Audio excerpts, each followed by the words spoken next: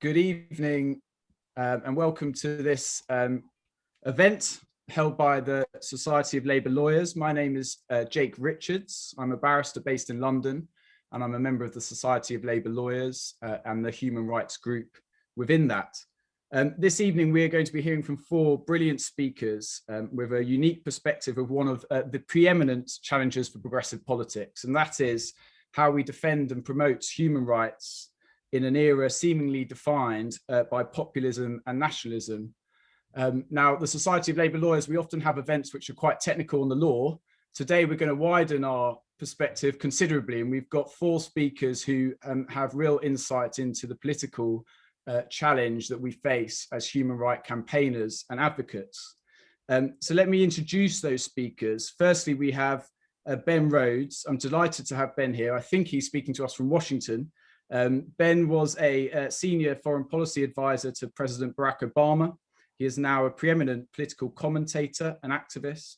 He is co-chair of the National Security Action and co-host of the renowned foreign policy podcast Pod Save the World. His book, The World as It Is a memoir from the Obama White House, and it's a fantastic read. I would strongly recommend it. It touches upon a lot of the themes that we're hopefully discussing tonight. His next book, After the Fall, is out in the UK in June and is seemingly even more on point on this issue. Ben discusses his experience post the White House, traveling around the world, meeting campaigners and activists who are challenging the authoritarian leaders in their country. So very much looking forward to that. We have Gracie Bradley, who's speaking to us, I think, from London. Gracie is the director of Liberty. She is a policy expert, writer, and campaigner with an expertise in civil liberties, state racism, and surveillance. Gracie first joined Liberty in 2017 as a policy and campaigns officer, leading work at the intersection of tech and human rights, and subsequently spent 2 years co-leading the policy and campaigns team and advocacy across policing, counter-terror, and migration. She holds an MSc in Human Rights from the London School of Economics and a BA in Philosophy and French from Oxford. We also have Salil Shetty, who I think is in Bangalore in India. And Salil was Secretary General of Amnesty International from 2010 to 2019, Director of the United Nations Millennium Campaign from 2003 to 2010, and Chief Executive of ActionAid Global from 1998 to 2003. He is currently a fellow at Harvard University's South Asia Institute and is currently leading a 7-country study of what he calls elected authoritarians, which is linked very directly into this topic. It'll be really interesting to hear what he has to say about what's happening in India at the moment in the context of the pandemic that we've all been reading about in the last few days, but also his experience across the globe. And last, but certainly not least, we have David Lammy MP. David is the MP for Tottenham, Shadow Justice Secretary and Shadow Lord Chancellor. He's a door tenant at Doughty Street Chambers, and he's written 2 books, but his most latest is Tribes, which explored social division and the need for belonging. Again, themes that we may explore today. So if I may start by asking Ben Rhodes to address us this evening. I hope he'll be able to give us a perspective from the White House, but then also in the years that have followed under the Trump presidency and today. So over to you, Ben. Sure. Well, look, I'm happy to be with you. I turn up wherever David Lammy tells me to turn up. And this is clearly an outstanding group and a huge topic. And so I'll try to figure out how to make some brief opening comments here. As you mentioned, I did recently complete this book where I basically spent the last few years trying to figure out what happened in the United States and around the world. Why are we dealing with the subject that we're talking about here? And I looked at all the different places this is happening. I spent a lot of time in Hungary with the opposition there to understand the Orban trend, which is very similar to the Republican Party in the US. Spent a lot of time talking to Russians, including Alexei Navalny. Spent some time in Hong Kong with the protesters there, and spent a lot of time examining the US. And I guess I want to just frame the discussion because I don't have that much time by talking about the convergence, I think, of politics and identity, because I think that that we have to think in terms of both in order to figure out strategies to deal with this. As an American, reflecting on my time in the White House and thinking a lot about this challenge, I had to realize that the place that the world finds itself in politically is in some ways a product of the last 30 years, the post-Cold War period of American hegemony. And I had to wrestle with the fact of how did 30 years of American dominance of global affairs lead to this? And it led me to kind of wrestle with the fact that there are characteristics of American government and identity that have a direct bearing on why we're here. I think a kind of unbridled, unregulated capitalism that really took off after the Cold War created inequality and created, as David has written about, this enormous gap where people didn't feel a sense of belonging and identity. And when the whole thing came crashing down in 2008 in the financial crisis, people, I think, particularly in advanced democracies, kind of lost confidence in the whole project of globalization and American-led global capitalism. And we were kind of swimming against that current in the Obama years, and we can talk about that. But that's one piece of this. How have economies made people turn towards not a populism of the left, but a populism of the right, where they can find some safe ground under their feet of a traditional identity that is on offer from right-wing populists in different places. I think secondly, America's post 9/11 militarism contributed to a stigmatization globally of the other. It's not just the foreign policies, it's not just the surveillance policies that we can talk about that were repurposed and repackaged by different autocrats. It was the creation of a politics of us versus them that began with the stigmatization, of course, of Muslims from the United States perspective, but was easily repurposed to everybody from, in our country, a Black president to immigrants trying to cross our southern border. And this is something we have to wrestle with too. Why has the politics that stigmatizes an other, of us versus them, which has always been present, obviously, in every country, become such a pronounced trend around the world? And then third, technology. The creation of social media platforms, the creation of artificial intelligence and data harvesting has obviously not been the tool of empowerment that we hoped it would be, but has rather been repurposed by autocrats as the perfect tools of disinformation and, in some cases, surveillance. And so, that's essentially kind of how I take stock of this, that you have these large trends that are shaping life everywhere, of people post-financial crisis turning to traditional forms of identity, of people post 9/11 recognizing the salience of us versus them politics, particularly that stigmatizes minority groups, and then technology, again being post-Arab Spring in particular, seized by autocrats to facilitate the spread of, I think, increasingly right-wing authoritarian politics in many places. A lot to unpack there. I do want to talk a bit about what do you do about this. Obviously, what I found in government, right, with the Obama administration, is we were able to chip away at all the things I talked about, but we're not able to kind of fundamentally reorient the direction of politics in the US or abroad. So we could address inequities in our system, we could expand access to healthcare, we could try to curb the excesses of capitalism, but we were unable, in part because of our lack of political control for most of the time in office, to fundamentally redirect where America was going. We were able to bring a lot of troops out of wars and try to prevent the United States from getting into new wars. But again, the fundamental securitization of how the US looked at the world and the way that could be repurposed by others, we had trouble shifting the political incentives and disincentives around that in the United States. And technology, I think everybody, like everybody else, we were too slow to turn towards the kind of regulatory approaches that I think are necessary. So what do we do about that? I'm just going to introduce some themes because I know others will want to talk about this. I think we have to simultaneously be thinking about how to win and accumulate political power inside of countries, always the step that sometimes we progressives forget. And then secondly, how to win the longer term, I think, more fundamental debates around identity and offer a progressive story about identity that is inclusive enough, not just to bring all of us along, but to bring along some of the people who have tilted in the other direction politically.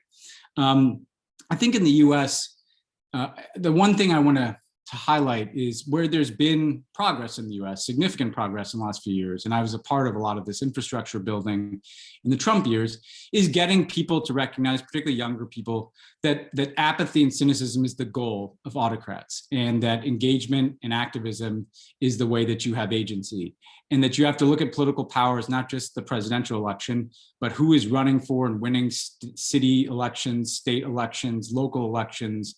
How are you creating new models of progressive governance at a local level that can be built out from, so that you're not counting on one of the problems we had in the Obama years was everybody thought, well, Obama's president, so we've got this, and meanwhile we're losing elections across the country.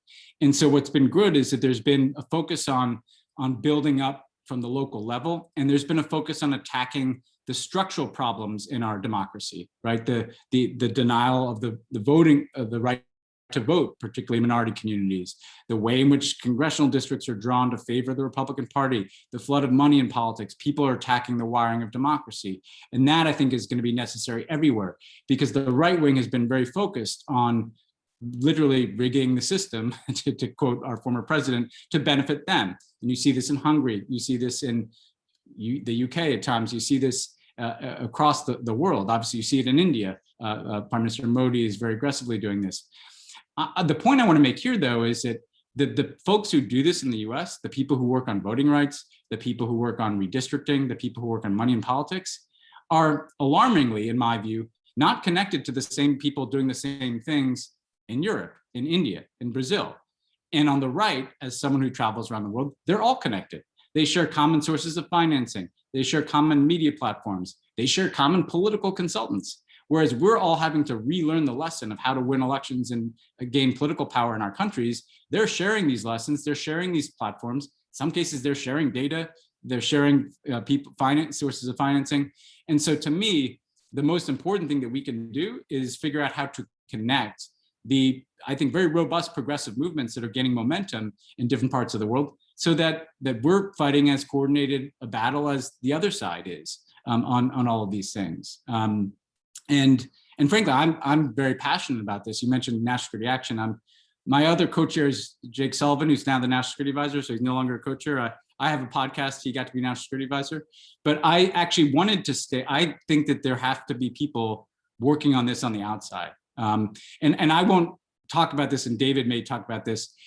This leads into the second point. Political power is step one, but this idea of how do you create identities for people that are progressive and inclusive and tolerant, but also capable of appealing across the political spectrum more. The only thing I'd say about this is we have to frame progressive change as an extension of our national stories, rather than demanding that people reject their national stories. Yes, you want to reject certain things. In the US, there's a whole movement obviously designed to the rejection of white supremacy. That is entirely appropriate. But that can be framed as an America that continues to evolve and make progress as our history, right? The logical next step of the American journey is this structural rejection of white supremacy, so that you can bring people along in that journey. This is about storytelling. So there's a lot to say about that, but I'll stop there and look forward to the discussion. Thank you very much. That was fascinating. Over to you, Gracie. We face very unique challenges here in the UK, but so please tell us about the work that Liberty are doing and what you're up to at the moment and your thoughts on this issue. Yeah, thanks so much for having me. It's really, really fun to be joining you. So look, I know that many people will know Liberty, but I want to say a bit about Liberty for those of you that don't. We were founded in 1934 in response to oppressive policing of the hunger marches. And our mission then is the same as it was now. It's about standing up to power. And we have, as I'm sure that given that this is a lawyers event, you will know, we have a litigation unit and we act for individual clients and other NGOs. We have a policy and campaigns team that lobbies in Parliament and forges coalitions with other organisations. We have a comms team that does media and digital work. We have an advice and information unit that gives human rights advice directly to individual members of the public. And we also have an investigative journalism unit that's called Liberty Investigates.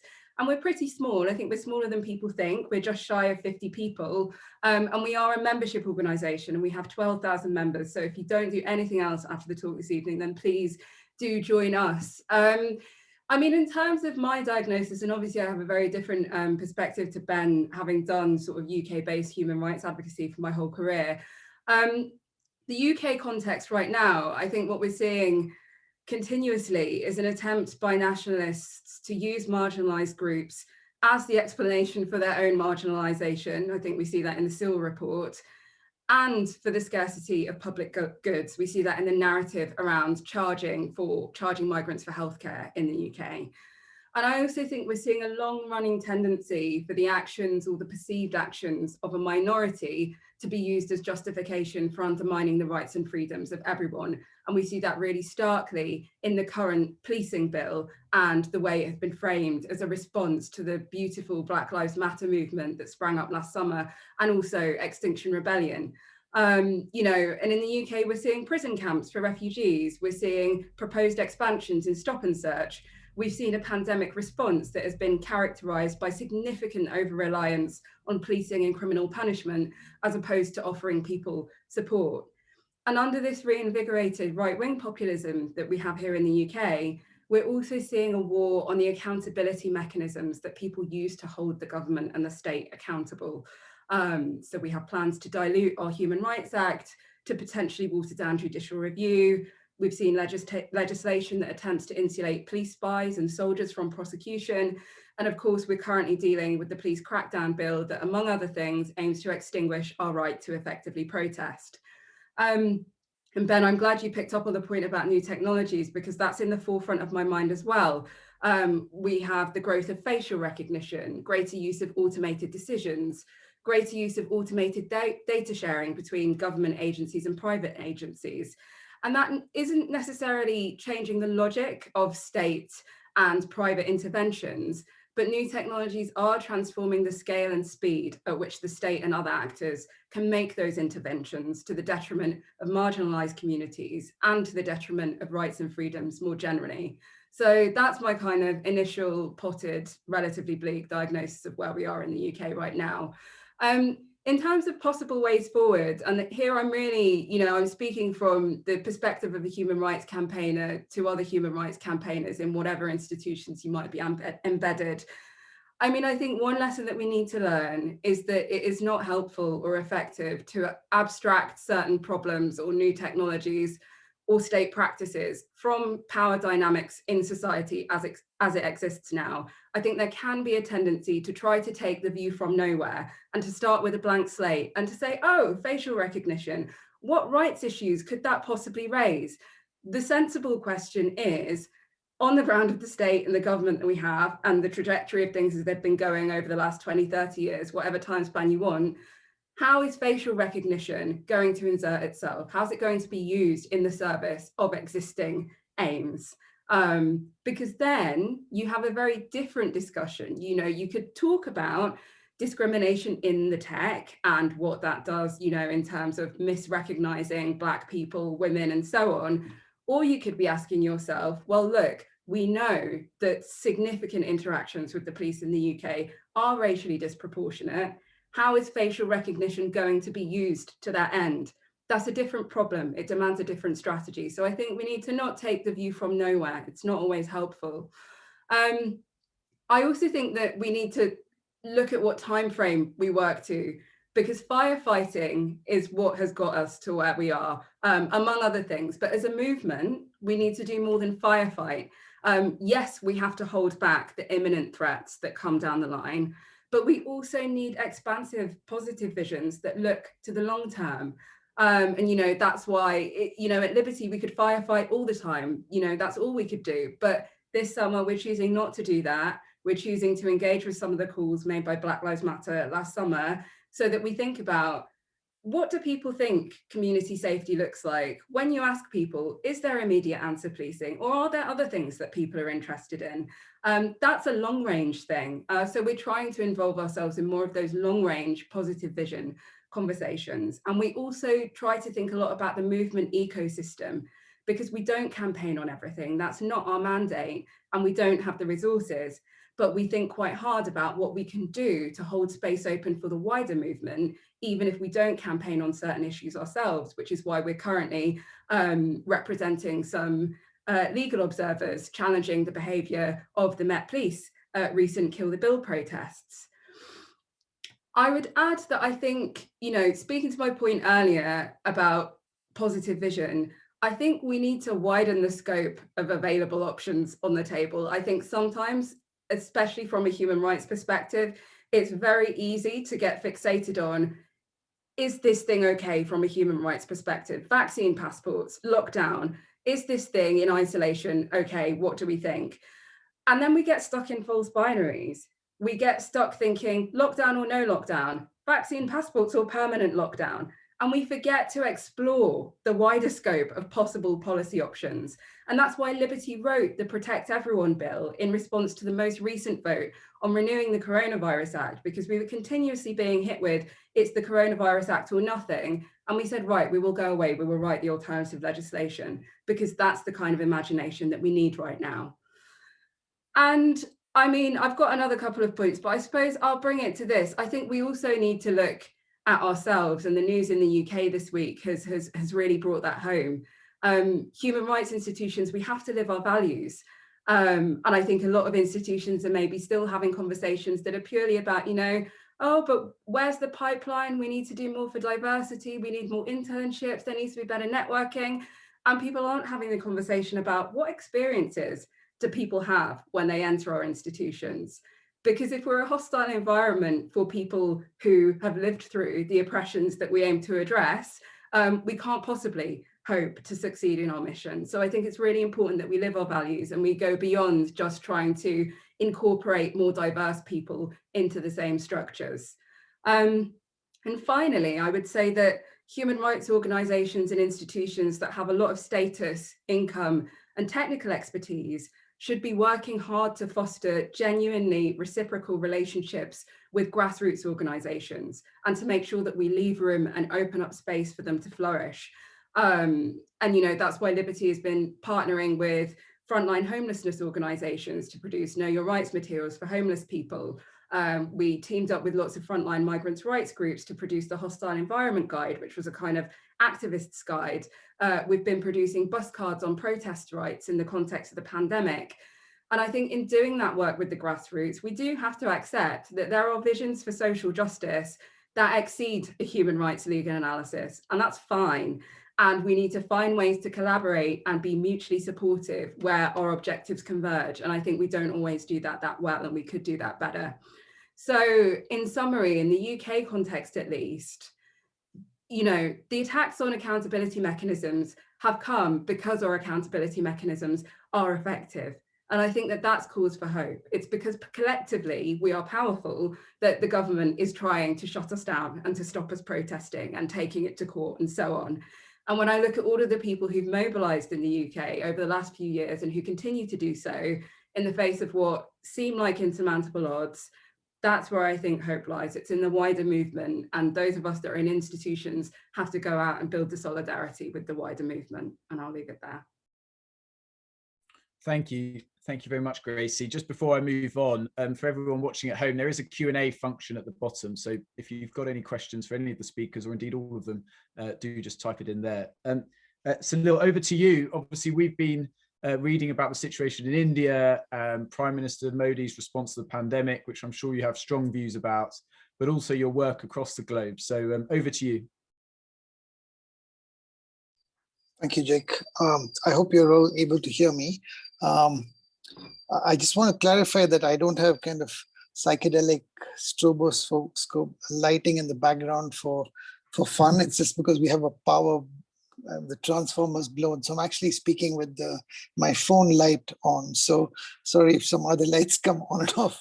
And I'm in this sort of high-tech city of India, which is Bangalore, but we don't seem to be able to get our power lines to work. So yes, I mean, I've spent the last 3 years in India after being in the UK for 7 years before that. And I came back specifically because I was deeply concerned about what was going to happen to India under this regime, and almost every nightmare scenario that we'd imagined is coming true as we speak. So yeah, we have two viruses we're dealing with. Jake, you asked about the coronavirus, and yeah, we're not able to fix that. In fact, we're in a real crisis situation on that one. But today we're discussing the other virus we're dealing with, and that one doesn't even have a vaccine.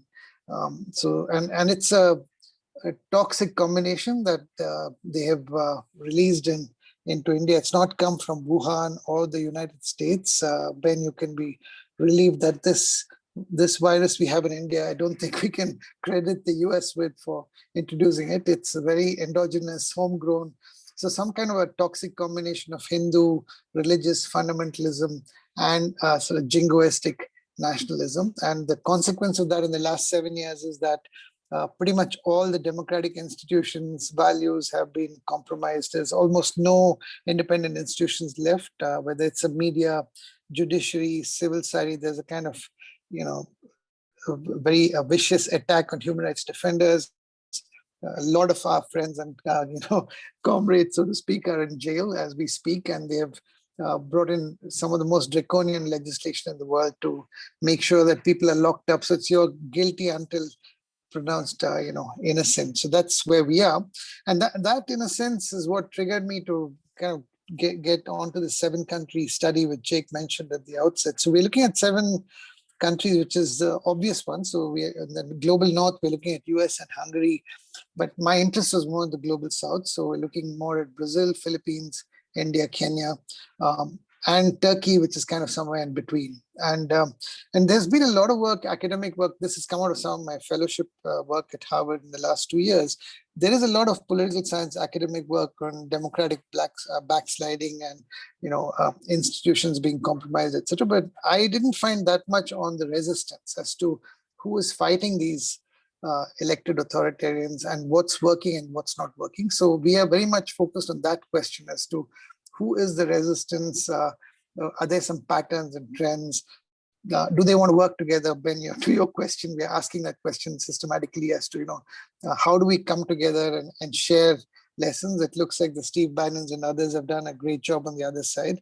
But on our side, there's a huge, and maybe between the US and Europe, there's a little bit of sharing. But I mean, if you talk to people in the Philippines about what's happening in Brazil or India or Kenya, I don't think there's much connection. So that study is what I'm basing some of my comments on today. And but before jumping into that, I want to make the point that while there are striking similarities between these regimes and kind of between the North and the South in this whole elected authoritarianism, the spread of, but we should also recognize that there's some quite important differences. And I just want to highlight 2 or 3 of those, and because they have a bearing on our response and strategies as we move into the next part of the conversation. So, for example, one of the things that struck me always was that while in the richer countries, you could say that it's the losers of globalization who are supporting the Trumps and the Orbans, it's completely the opposite in the case of Brazil, Philippines, and India. These are all the winners of the last 10 or 15 years of economic success, and they are not at the bottom end of inequality. They're actually the people who benefited hugely.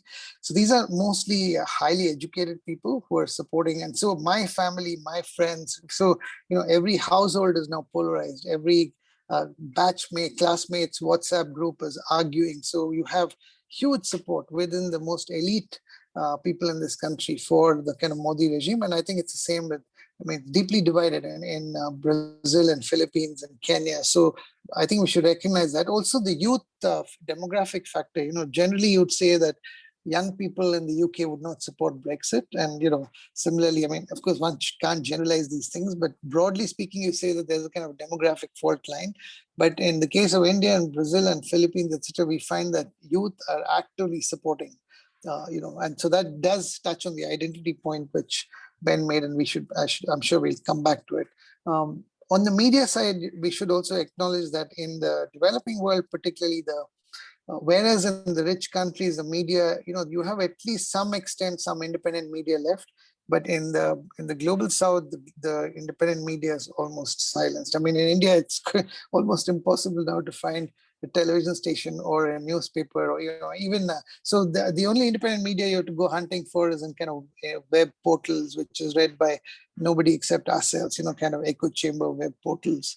So that's a big difference. I just wanted to make that point. So then coming to the main point that you asked us to address, Jake, is how do you, within this broader context, how do you defend and promote human rights? And I think first of all, and I think both I think Gracie and Ben have already talked about this, that we have to acknowledge that the pain is real, that people are hurting, and that and the last 10 or 20 years has not been good on poor people, on excluded people, on women, on racial, religious minorities.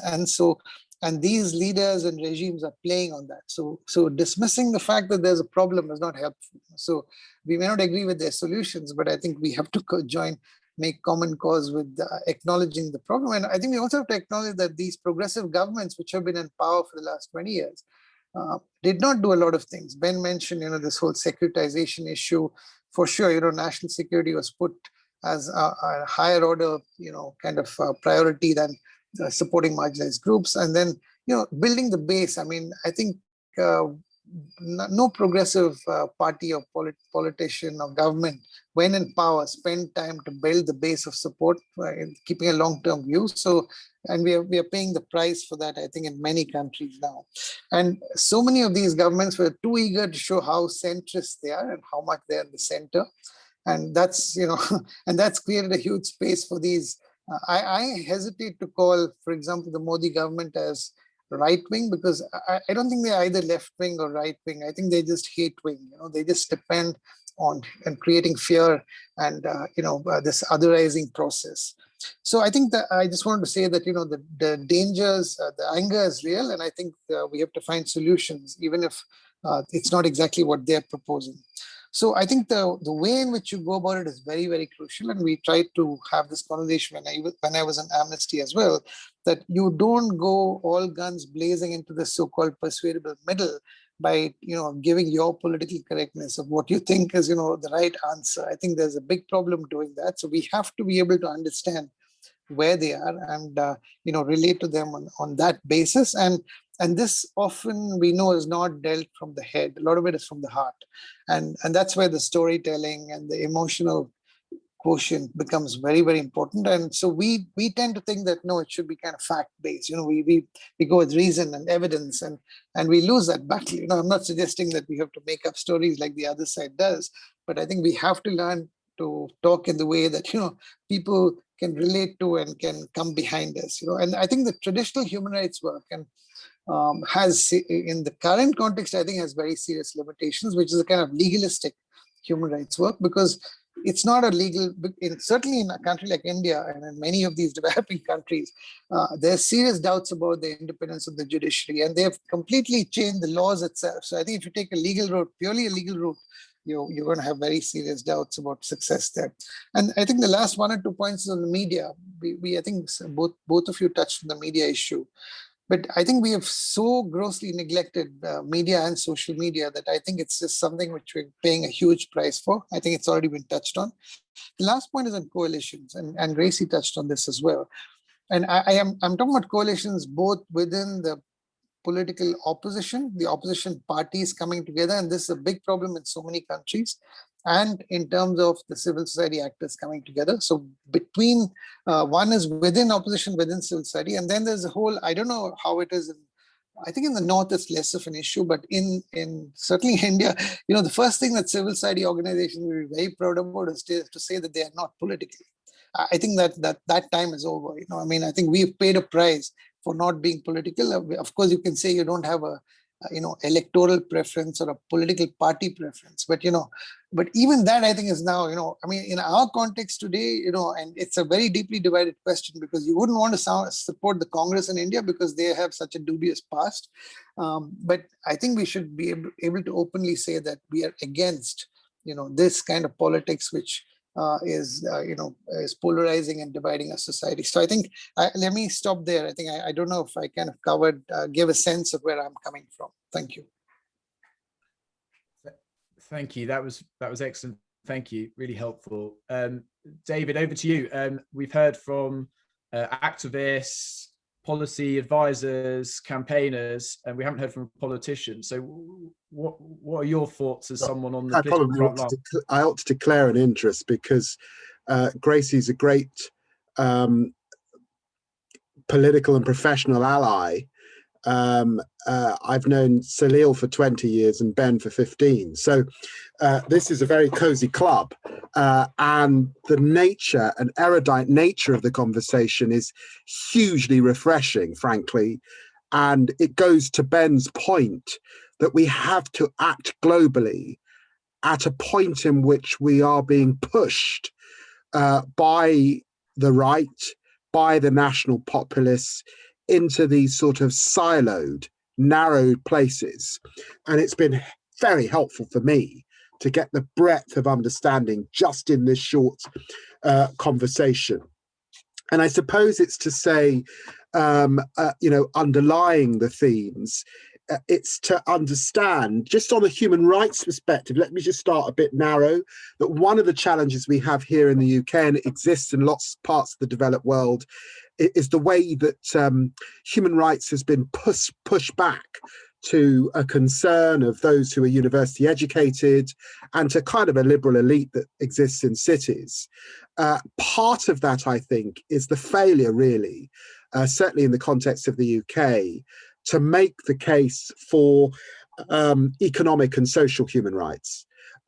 So when we think of human rights here in the UK, we're thinking of freedom of speech, we're thinking of freedom of speech, liberty.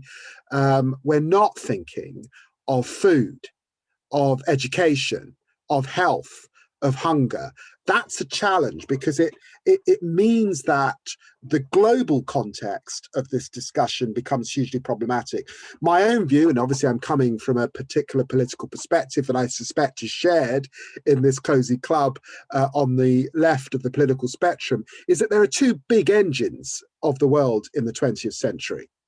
One is the traditional, what some say, white working class engine of European economies and settler economies like Australia, Canada, the United States to some extent, but obviously much greater diversity there. And the other is the black and brown engine of the world in the global south. And part of this agenda is to set the two against each other.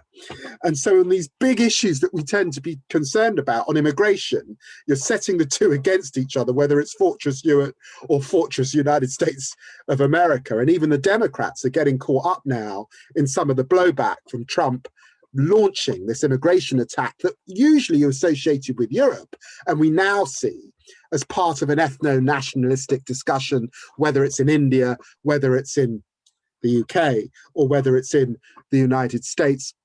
And actually, even on issues like climate, we've got whole communities hearing the word climate, hearing the word green jobs and thinking, this isn't for me. This is a transfer of wealth from one group to another. So are rich economies really transferring money and cash to poorer economies, or expecting them to jump through hoops that they weren't prepared to jump through when they were embracing fossil fuels? And to what extent is this about the climate emergency and the environmental world, which is largely a white middle class world? Let's face it, the leadership of that community is largely white. Or is it about climate justice, which is actually a very different subject? It's about who's been denied, who's being polluted, who's doing the most toxic jobs. And that's a very different conversation that doesn't feel center of Davos or indeed of that movement. So how these voices are being heard and how our messaging being heard is really, really problematic. We're in the grips here in the UK of wedge issues and culture war issues that clearly is being pushed by Boris Johnson's government. And it's a real concern that whilst Donald Trump lost in the United States, the model he deployed is being used all over the world. And we know this, that when these individuals come along, it's not just what they do in their own countries, it's the bits that are picked up across the world. And so we're still in the midst of this here, and we can see no prospect of change because it's very unlikely that we're going to have an election anytime soon. We've got more years to come of this tremendous pressure.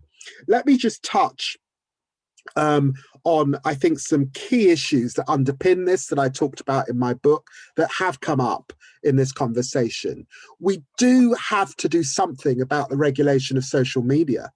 It underpins the loneliness and well-being crisis that's driving people into these silos. We do have to reckon with issues of identity, as Ben and Salil suggested. Underpinning that is how we make the case for a civic nationalism that is genuinely inclusive, as Ben rightly says, that doesn't ask people to distance themselves from their history. And there are elements of the left that are wrong if they think that the majority of the British are going to somehow turn their back on their history. But how do you create a civic identity?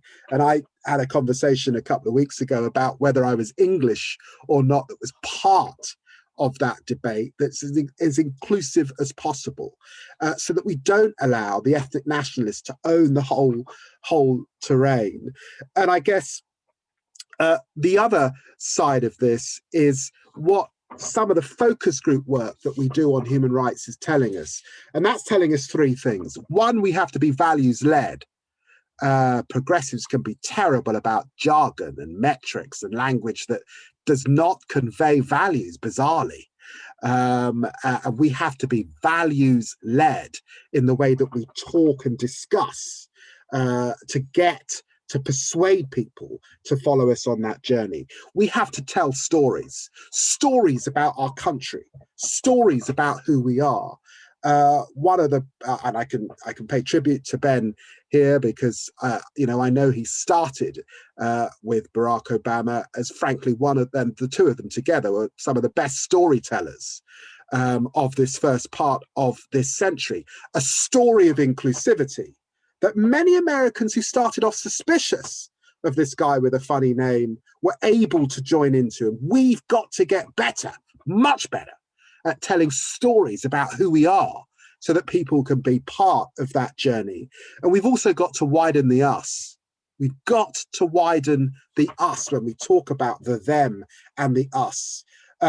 We can't just be about a cozy club of oppositionalists that's purists, that somehow others aren't in. And to some extent, social media drives and mitigates against that wide sense of who we are and who we want to be. And that's being in the business of persuasion. So I suppose, in a sense, because you've got these wonderful human rights experts, I wanted to be very political about the challenge that faces us. And of course, nearly everybody on this call, and it's wonderful to see a fantastic collection, a great number of fantastic progressive lawyers here in the UK, we can always easily be described as a metropolitan elite that's out of touch. So I hope that this political messaging and some of what Salil and Ben and Gracie have to say has landed so that we understand how we're not framed as something different. Clearly, where Modi is in India, in terms of the oppressive nature for institutions like the media, like the judiciary and others, is so deeply worrying and is probably further forward than where we are here in the UK. But we are seeing this chipping away of democratic norms. And worse of all, we're seeing an ambivalence to some of those democratic norms amongst wide sections of the population. So this agenda is timely. Meetings like this are important. We've got to compare notes. We can't just describe the problem. We've got to be in the business of what works in terms of bringing the population with us so we can regain power and regain the opportunity to shift the dial. Thank you, David. That's really helpful. We've got lots of excellent questions and we're running out of time, so I will get straight to them. The first is from Hannah Gomersall that touches actually on what David was saying. She says, in the last few years, government and sections of the media seem to be setting up the people against, in inverted commas, activists, lawyers and judges, often to undermine human rights challenges to government actions. Does the perceived or actual elitism of the legal profession allow the government's narrative to take hold? How do we as lawyers combat this? Now, in the UK, we've seen headlines, enemies of the people, about judges that have ruled against the government. My understanding is that there are similar themes in India and America. Gracie, do you want to come in on that? Because I know that Liberty will have been very aware of that agenda. Yeah, absolutely. And I mean, when you look at what is said in Parliament sometimes about, I mean, Liberty, we sometimes get blamed for things that it's literally not even our legal action.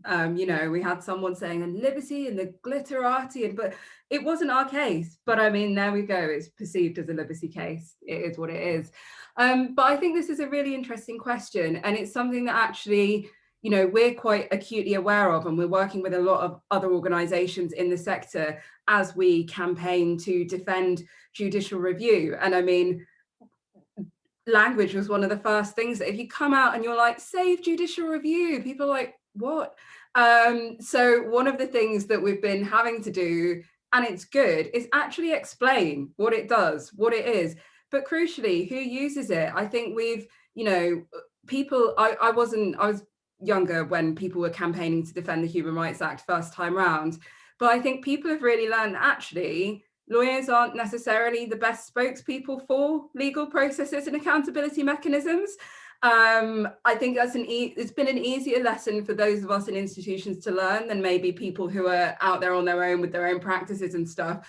But actually, when it comes to judicial review, you know, we've done a lot of focus grouping and all the rest of it. People are really interested in who's used it and why they've used it and what it did for them and their families and their communities. Those are the stories that people are interested in hearing.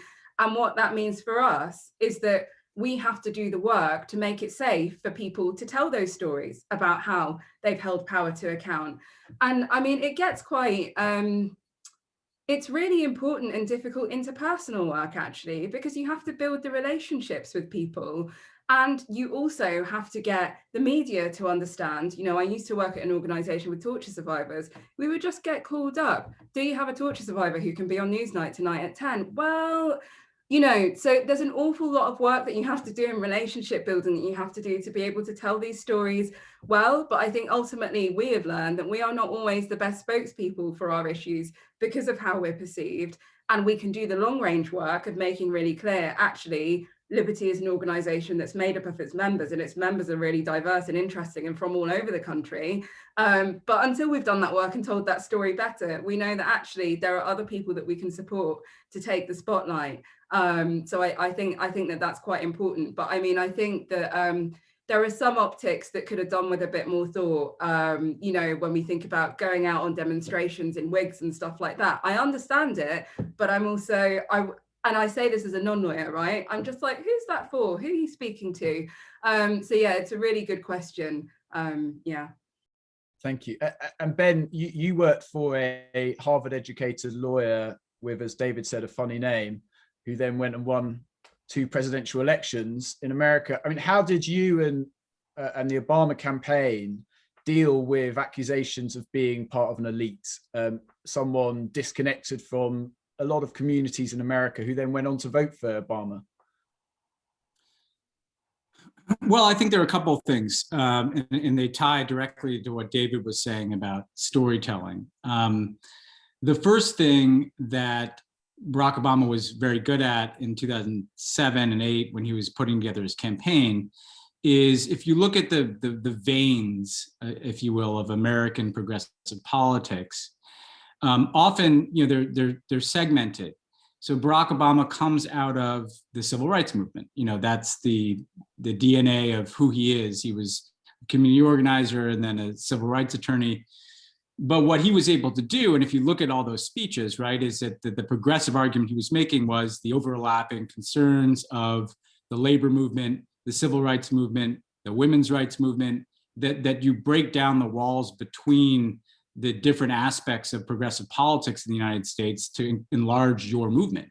And there's been good work done in the progressive community in the US. And it gets at what David was saying, that human rights and civil rights are absolutely issues around fair treatment and equal administration of justice. They're also healthcare issues, and they're also minimum wage issues, and they're also environmental justice issues, right? And so suddenly, if you're able to convey that progressive movement building is not siloed, but rather that people see that if you care about the environment, you care about women's rights, or you care about civil rights, that this is all the same fight. That's part one in terms of coalescing your movement.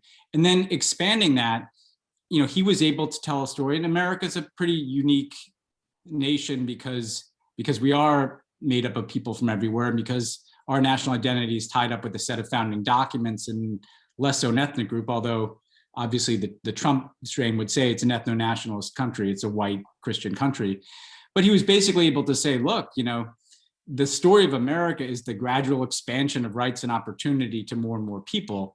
And therefore, taking a chance on a Black guy named Barack Obama is actually the natural extension of what Lincoln was doing and what FDR was doing. If you look at his speeches, they were drenched in American history, right? And he basically ran as the American candidate. You know, nobody's more American than me. What other country could I do this, right?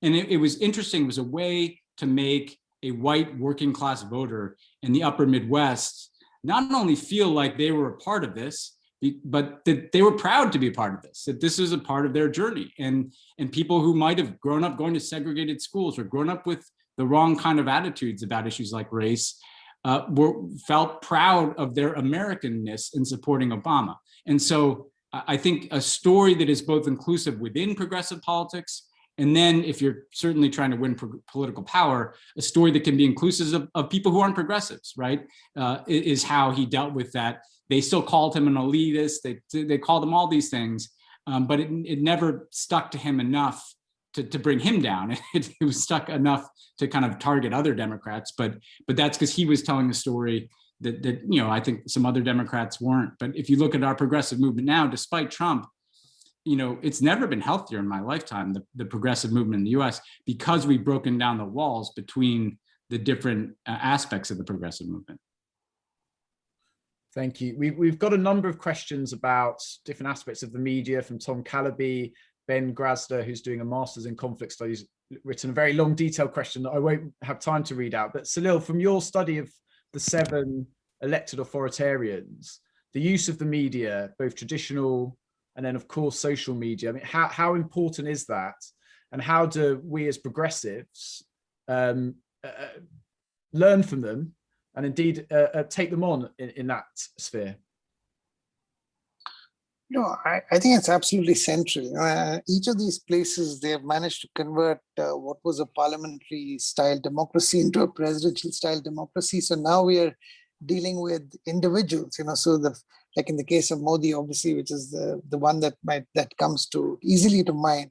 That was also storytelling. You know, so it's interesting how storytelling can cut either in both ways, right? So the story is that 90% of the Indian population, which is supposedly Hindu, has been made to feel that they are somehow aggrieved, you know, that they have been, they're under attack, that they're victims against 10 or 15% Muslim and Christian minority population put together. You know? So now you have kind of the majority's minority complex that we're dealing with, and a story is being told to them. And now we're trying to undo this story and trying to say, actually, that's not quite true, you know, that Muslims are having 12 children each and that they plundered the country and, you know, destroyed all the temples. Under every mosque is a temple, you know, and people start to believe this stuff. And it's just brilliant storytelling, and use of the media is at the heart of it.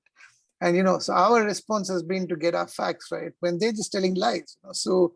So we have to really get much, much smarter than that. And just on the other point, Jake, which was about our internal kind of, you know, consistency within these organizations and the movement, I just want to make a passing remark that, so, you know, I came to the UK to work with Amnesty International, and, you know, and I face the same thing at the UN. It's just unbelievable how northern these organizations are.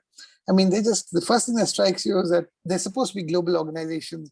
Every division of Amnesty, whether it's, you know, the head of the Latin America division will be an American, the head of the Africa division will be a Dutch person, the head of Asia will be British. I mean, okay, And so then you're given arguments about how these people are so independent and meritorious. And yes, I'm not questioning their competence, but you can't have an organization which is completely run by white northern, men. I mean, there's a limit to how far you can push that. And they're all highly educated. And so I'm saying that, we have to come to terms with the fact that, yes, it is a very privileged elite group that runs these organizations. And if we don't first and foremost accept that we have a serious problem, you're not going to change it. I mean, the Indian context, every one of these organizations is dominated by upper caste men, mostly Brahmin men. And if you're in denial of that, then you're not going to be able to change it, right? So I think we have to face this squarely. This is our identity, and we're going to change it, because we can't have an external conversation about inclusion and internally you're completely, segregated yourself.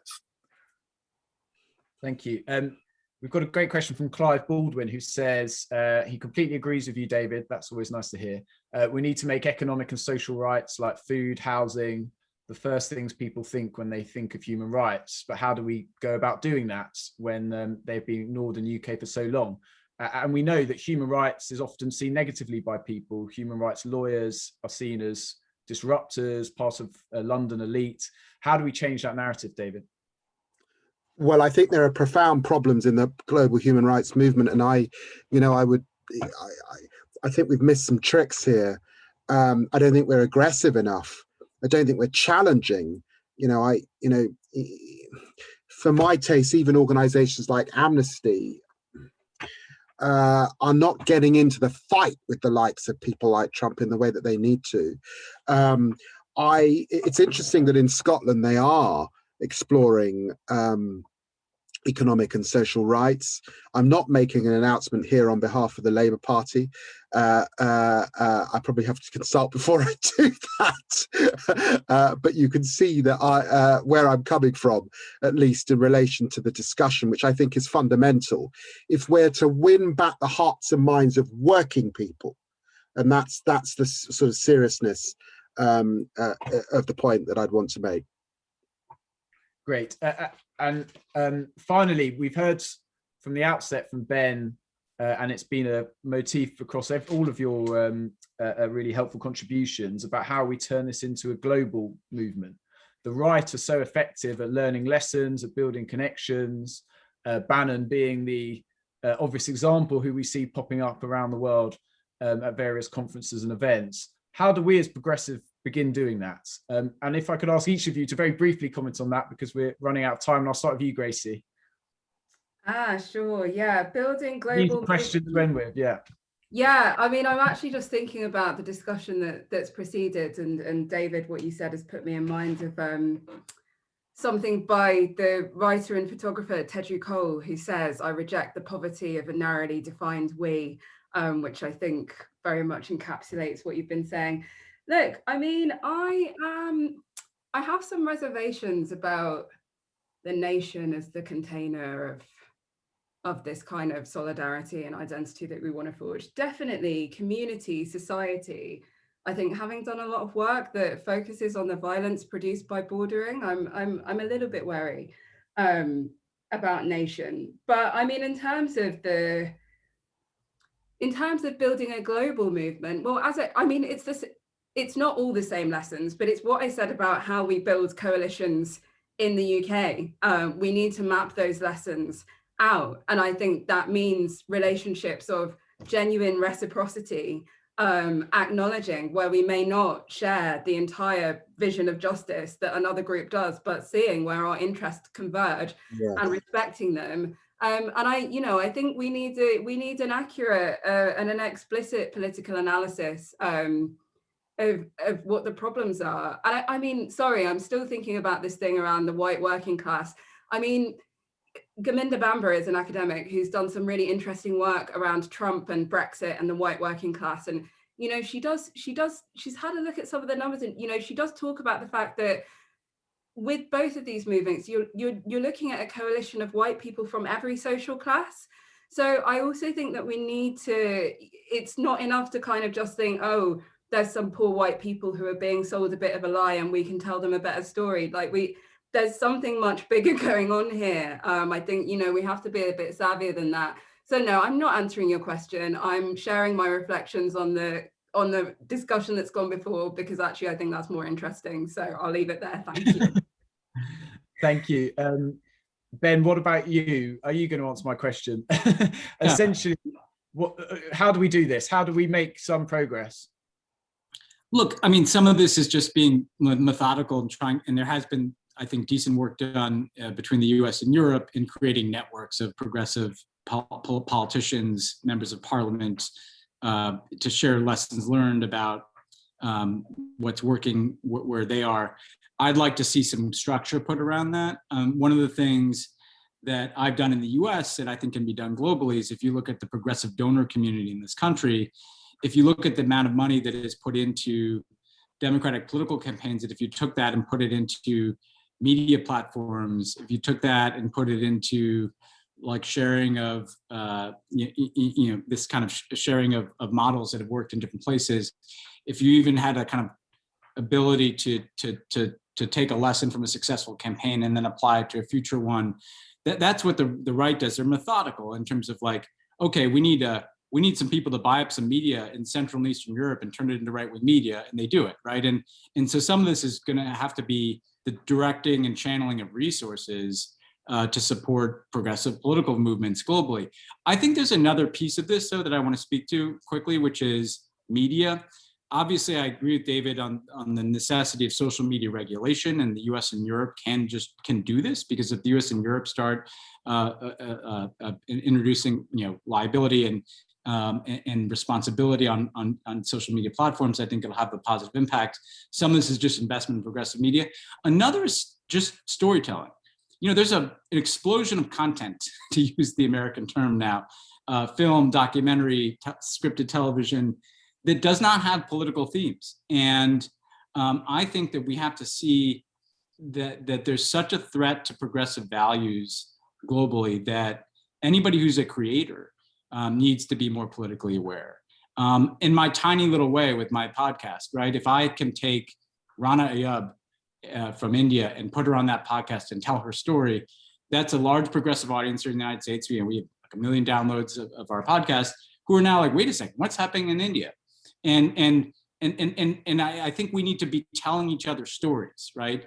What's happening in Brazil? Let's bring those voices to the US, get people concerned about that, so that that can then steadily enlarge the space that you have to make people realize that the same thing is happening everywhere. And it's both useful in fostering solidarity. It's useful in activating politically some people, who have not been like Salil. I've had Indian Americans who supported Modi, right? The wealthy Gujarati Indian American community, needs to be told these stories. Guys, this is not like, think about what you're signing up for. Think about what you're supporting, right?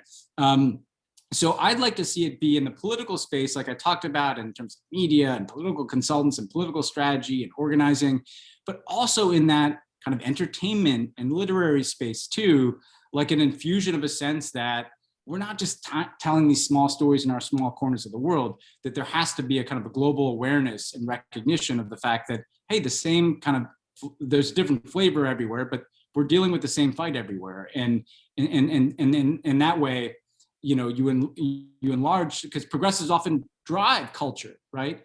But how is it that we're able to drive popular culture and yet so unable to make that politically relevant to people? And so this, I think, is a new space that needs to be more explored if we're really going to be trying to move the window of these conversations over the next 5 or 10 years. Thank you. And Salil, without coming to a conclusion on your work at Harvard, what are the lessons here? No, I mean, I think our whole purpose is to create some kind of, a global resistance network, so to speak, because I think this model is working so well that I think more and more countries are going to use this, kind of us versus them model. So it's not going anywhere. So we have to get our act together. And I just wanted to also say, that don't forget that in places like, as we are doing a study, we ask people to tell us how they would define success and what their successes are in terms of resistance. And in almost all these countries, they're saying, please, we have no success, we have only failure. So if you're sitting in Hungary or Turkey, the fact that there is some kind of a global solidarity network for those who are resisting is just, so uplifting for these people, that they are not alone. So I think absolutely, and I'm dedicated to working on this for the next year at least. So I'm happy to connect with whoever else is interested in this. And David, finally, how do we as the Labour Party, we've got sister parties across the globe, but how can we be better at learning lessons, reaching out, working together? We do have to understand that our opponents are ruthless. They're well financed and they're using social media and other tools for disinformation and misinformation. Ben's right about where we've got to think about putting our money, and the legal community sometimes does has money and resource. Gracie's asked you to become members. And I think that, we've got to box clever and a bit cleverer. I'm sure this has been a wonderful, wonderful hour. I've really enjoyed it. But you know what? We'll probably post this as a community of centre-left and left lawyers. And you know what? Our opponents will mine it and use our tactics against us. They're ruthless, and we probably have to get a little bit more sophisticated in the way we combat some of the challenges ahead. Thank you. I'd like to thank all of you for coming and speaking to us this evening. It's been really fantastic. We've had voices from Washington, India, and then 2 from London. And that's been really great. So really appreciate you taking time out of what is a very busy diary, I'm sure. And thank you all for coming to watch what's been a really great event. Thank you very much.